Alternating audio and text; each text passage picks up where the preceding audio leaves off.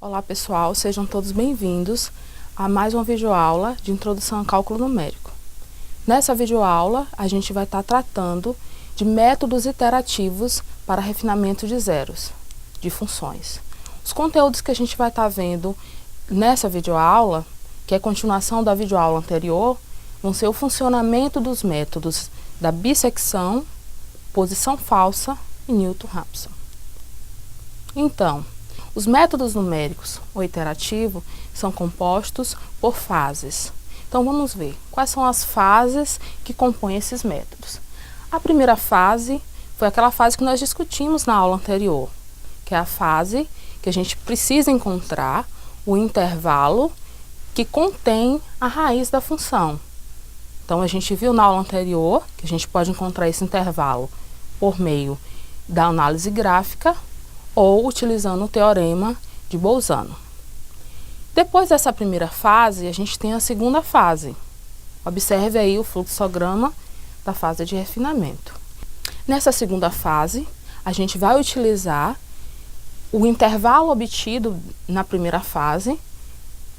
Dado esse intervalo, a gente aplica a função de iteração, os valores desse intervalo a gente aplica na função de iteração e a gente vai obter outro valor.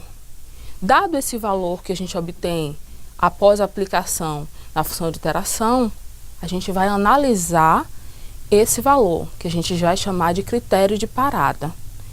Esse valor a gente vai estar chamando de aproximação. Essa aproximação do zero da função é suficientemente próximo ao zero exato? Esse aí vai ser o nosso critério de parada. Se ele não for suficientemente próximo, como a gente quer que seja, então a gente vai repetir o procedimento. A gente vai voltar e aplicar de novo os intervalos obtidos na função de iteração. Então, a gente faz a análise de novo, a gente vai obter um outro intervalo, a gente faz a análise de novo. Esse intervalo, esse valor obtido aplicando a função de iteração, está próximo o suficiente do zero exato da função? Se estiver próximo, se essa condição for positiva, então a gente faz os cálculos finais e termina o processo.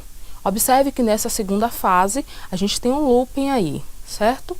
Então, a partir do momento em que o valor obtido pela função de iteração não obedecer ao critério de parada, a gente vai estar dentro desse loop, até que obedeça e a gente sai e calcula o nosso valor, o valor aproximado que nós queremos. Certo? Quais são os critérios de parada que a gente pode estar utilizando quando a gente for aplicar os métodos iterativos? Então, vamos ver alguns critérios aqui. Seja x barra o zero exato. A gente está considerando aí a variável x barra como o zero exato da função f. Um xk, que é o zero aproximado, calculado na késima iteração. E a gente está chamando o epsilon aí como sendo a precisão ou tolerância prefixada. Esse epsilon em geral é um número próximo a zero. Esse epsilon, nós que decidimos qual será o valor dele.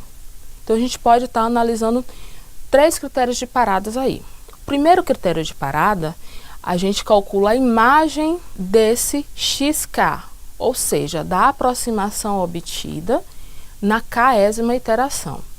Então, calculando f de xk, o módulo desse valor, sendo menor do que o epsilon que a gente definiu, ele vai estar obedecendo ao critério de parada. Então, o processo iterativo, o looping vai estar sendo encerrado se essa condição vai ser obedecida. Observem, a gente está procurando um valor próximo ao zero da função. Lembrem que o zero da função é o valor do domínio que, aplicado na função, nos retorna zero. Então, se f de xk está próximo de zero, é menor do que um epsilon, e esse epsilon é próximo de zero, então ele está próximo do zero da função. Ele está próximo de zero. Então, esse é o primeiro critério. O segundo critério de parada que a gente vai estar utilizando é o erro absoluto entre o valor obtido na iteração k menos o valor obtido da iteração k menos 1. E esse valor absoluto tem que ser menor do que epsilon. A gente pode estar utilizando tanto o valor absoluto quanto o valor relativo, lembrando que o erro absoluto pode estar sendo utilizado quando a gente tem números grandes, ou seja, de grande magnitude. Por que a gente utiliza o erro absoluto? Observem que a gente quer um valor próximo ao zero da função. Então, a distância entre esse valor, que é o valor aproximado do zero, e o zero da função, precisa ser pequena. Em particular, a gente pode pegar um intervalo, de modo que esse intervalo seja bem pequeno. Observe que esse intervalo, que a gente de extremo a b, ele contém o zero. Então, se os extremos do intervalo, a distância entre esses extremos do intervalo, a distância entre a e b, for pequena, em particular, qualquer dois valores que eu tomar ali dentro, vai ser também menor do que essa distância entre a e b. Então, o zero está ali dentro. Qualquer ponto que eu tomar ali dentro também, vai estar a distância entre o zero exato e o zero aproximado vai ser menor do que epsilon. Um outro critério que a gente vai estar utilizando é o número máximo de iterações. Então, a gente vai estar calculando qual é o número máximo de iterações que eu preciso realizar para alcançar a minha precisão. Então, a gente vai estar botando no nosso algoritmo para que o looping se encerre quando alcançar esse número máximo de iterações. Então, esses são os 3 critérios que a gente vai estar utilizando aqui. Então, a partir de agora, a gente vai estar vendo alguns métodos, em particular, o método da bissecção. Esse método da bissecção objetiva reduzir cada vez mais o intervalo inicial obtido lá da primeira fase que a gente viu. Então, ele vai estar refinando o intervalo de modo que a distância entre os dois extremos desse intervalo possa ser menor do que epsilon. Ok? Então, vamos ver o algoritmo desse intervalo. Dados um intervalo de extremos A0, B0, uma função real de uma variável real f contínua em A0, B0, tal que f de A vezes f de B seja menor que zero, uma precisão epsilon e n pertencente ao conjunto dos naturais. Observe que o intervalo inicial de extremos A0, B0 está obedecendo o teorema de Bolzano, que a gente viu na última aula. F de A vezes f de B é menor que zero. Isso nos garante que o zero da função, o zero de f, pertence a esse intervalo. Ok? Então, vamos lá. Para k igual a zero, para nossa iteração zero, a gente vai utilizar aí inicialmente k igual a zero, que é o número de iteração, nossa iteração inicial. Então, o laço vai ser o seguinte: enquanto bk menos ak for maior que epsilon e k menor do que n, então observe aí que são os nossos critérios de parada.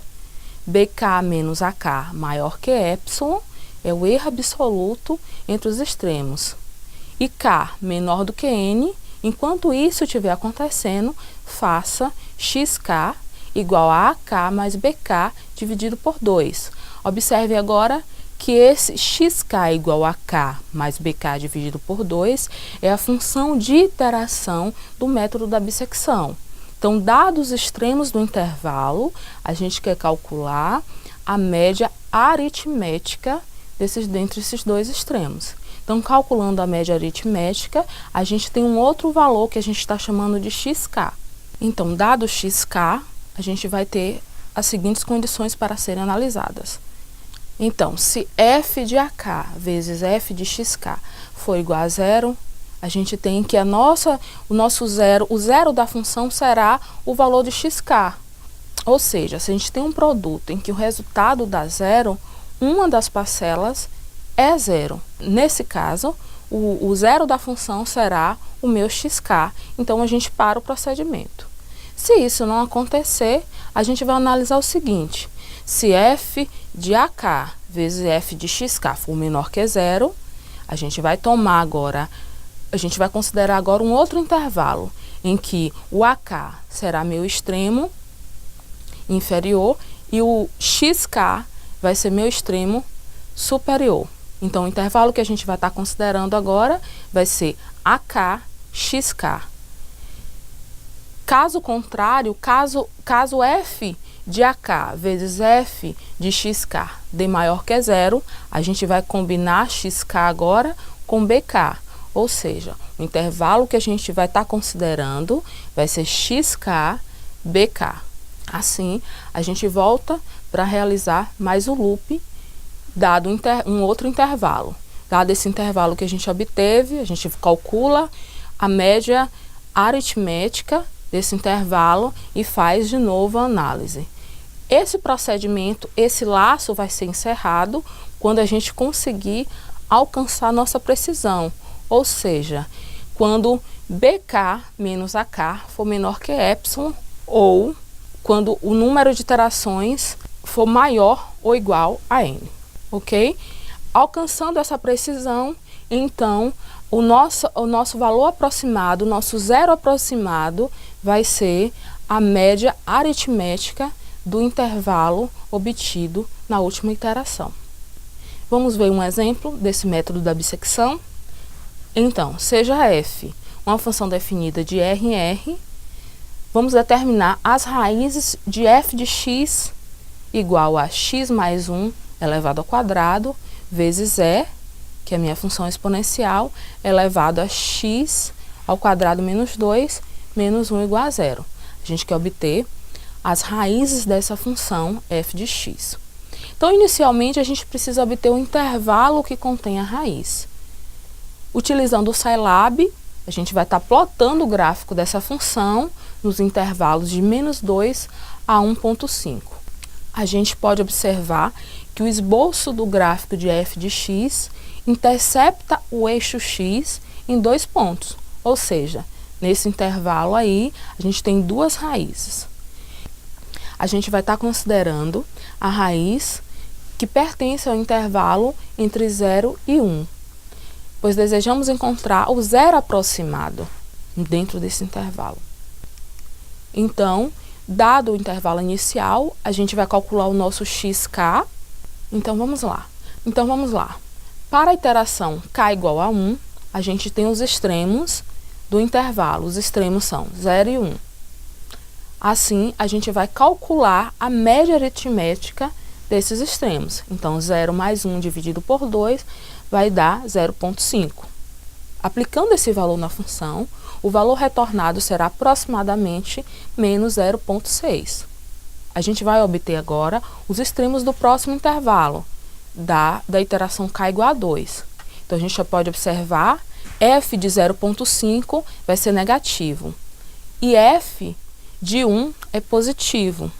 Então, os extremos agora serão 0,5 e 1. Então, dados os extremos 0,5 e 1, a gente calcula novamente a média aritmética. Então, 0,5 mais 1 dividido por 2, a gente vai ter 0,75. Aplicando esse valor na função, vai nos retornar aproximadamente menos 0,27. Observem que a imagem do nosso valor obtido, da média obtida, a média aritmética obtida é negativa. Então, de novo, a gente analisa esse sinal com os extremos do outro intervalo. Então, a combinação agora será 0,75, cuja imagem é negativa, com 1, cuja imagem é positiva. Observem que a gente está refinando o nosso intervalo de amplitude 1, passou a ter amplitude meio, e agora amplitude 0,75. E assim sucessivamente, a gente vai estar calculando até obter a nossa precisão. Vamos fixar a precisão 0,1.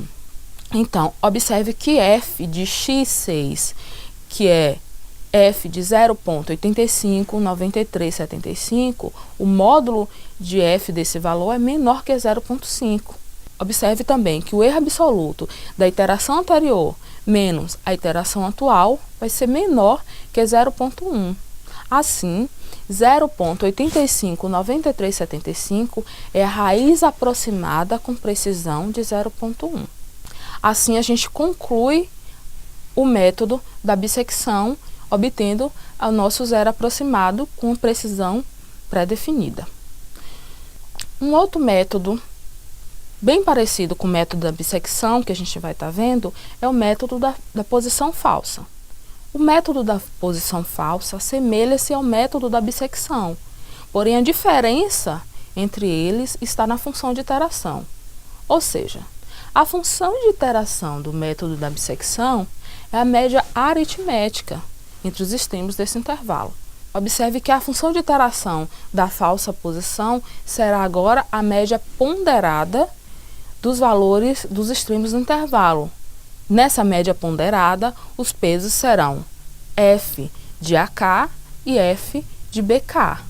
Então, a função de iteração do método da falsa posição será xk será igual a AK vezes o módulo de f de BK mais BK vezes o módulo de f de AK sobre o módulo de f de BK mais o módulo de f de AK. Simplificando um pouco essa equação, a gente pode escrever, então, AK vezes f de BK menos BK vezes f de AK sobre f de BK menos f de AK. A condição de existência para essa equação é que f de BK precisa ser diferente de f de AK. Aí a gente tem a nossa função de iteração. Um outro método que a gente vai estar vendo aqui nessa videoaula é o método de Newton-Raphson, ou o método de Newton. No método de Newton, o ponto de partida é dado com uma aproximação inicial, um x0. Ou seja, no método da bissecção e no método da falsa posição, o ponto de partida é um intervalo que contém a raiz. Neste método de Newton agora, o nosso ponto de partida será um valor próximo à raiz, que a gente está denominando de x0. Dado x0, a gente vai aplicar na nossa função de iteração do método de Newton e obter uma sequência que estará convergindo à raiz da função. Então, essa função de iteração, a gente pode estar vendo aí, que é xk mais 1 igual a xk menos f de xk sobre a derivada primeira de f aplicada em xk. Lembrando que a condição de existência dessa equação aí é que a derivada primeira aplicada no xk precisa ser diferente de zero.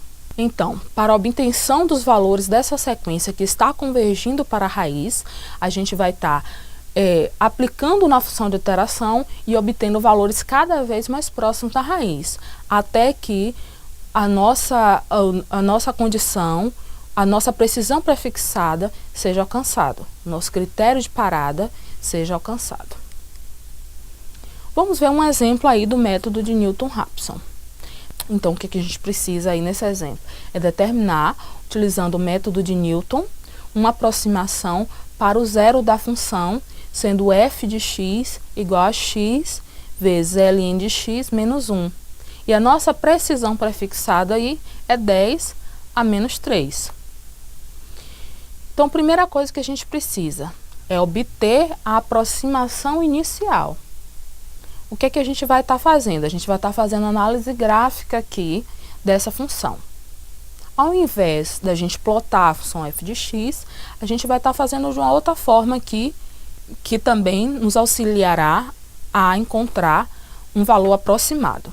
Como será? A gente vai igualar f de x a zero e separar a função f de x em duas funções. Então, a gente vai ter aí ln de x igual a 1 sobre x. A gente vai chamar ln de x de uma função f1 e 1 sobre x de uma função f2. Então, a gente vai estar plotando o gráfico dessas duas funções utilizando o Scilab. O ponto de interseção do gráfico dessas duas funções é justamente o valor da abscissa que zera a função f de x. Observem aí que a abscissa do ponto de interseção se encontra entre 1 e 2. Portanto, o nosso chute inicial considerado será x0 igual a 1,5. Então, vamos lá. Dado o chute inicial, a gente agora vai aplicar a função de iteração. Como a derivada primeira dessa função, então f' de x é ln de x mais 1, como a derivada primeira dessa função, ou seja, f' de x é igual a ln mais 1, a função de iteração é dada por x k mais 1 vai ser igual a xk mais 1 sobre ln k mais 1. Então, dada a função de iteração do método de Newton, para essa função aí em particular, a gente vai estar montando a nossa tabela que descreve os valores obtidos pelo método de Newton. Então, dado o nosso x0, que é o nosso ponto inicial 1,5, a gente calcula a imagem dele. Então, a imagem aí de 1,5 em módulo é 0,3918. Não está obedecendo ainda a nossa precisão, que é de 10 a menos 3. Agora, a gente obtém na iteração k igual a 1 o valor de x1. Esse valor de x1 é obtido aplicando x0 na função de iteração. Então, aplicando x0 na função de iteração, a gente vai obter o valor de 1,7787. Aplicando na função, a gente vai retornar o valor de 0,0244. O erro cometido entre x0 e x1, o erro absoluto entre x0 e x1 é 0,3674. Observe que a nossa precisão ainda não foi alcançada. Então, se nossa precisão não foi alcançada, a gente repete o procedimento agora com x1 igual a 1,7787. Então, aplicando x1 na função de iteração do método de Newton, a gente vai obter o nosso x2. Então, nosso x2 será 1,7632. Aplicando esse valor na função, a gente vai ter o resultado aí igual a 0, ou seja, nossa precisão foi obedecida. Esse resultado é menor que 10 elevado a 3. O erro absoluto é 0,0155, ou seja, x2 menos x1 vai nos retornar 0,0155. Como um dos critérios de parada foi obedecido para a nossa precisão pré-definida, a gente tem então que a nossa raiz aproximada será x2 igual a 1,7632. Então, a gente pode ver agora um exemplo desse método de Newton escrito no Scilab. Então, um script do método de Newton no Scilab fica o seguinte. Primeiro, na segunda linha aí, a gente vai estar definindo a função que a gente está trabalhando. Na terceira linha, a gente define a derivada dessa função. Na quarta linha, a gente tem o nosso chute inicial, que a gente está chamando de x0 igual a 1,5. Na quinta linha, a gente tem um EPS, que é a nossa precisão, que é de 10 a menos 3.